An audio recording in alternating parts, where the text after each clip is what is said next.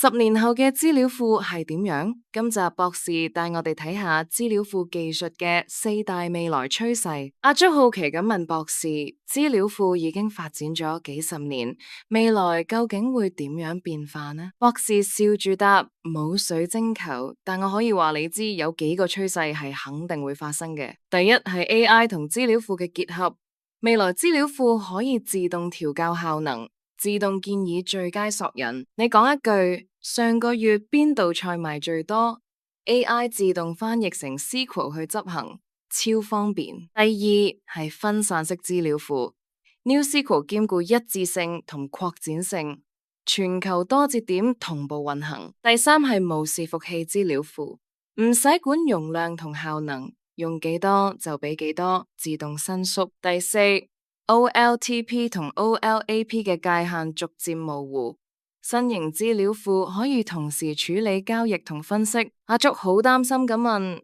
但我依家學嘅呢啲基礎知識係咪將來會過時㗎？博士堅定咁講：技術會變，但係資料表、SQL、ACID 正規化幾十年嚟都冇變過，基礎打得紮實，無論咩新技術出現，你都可以快速適應。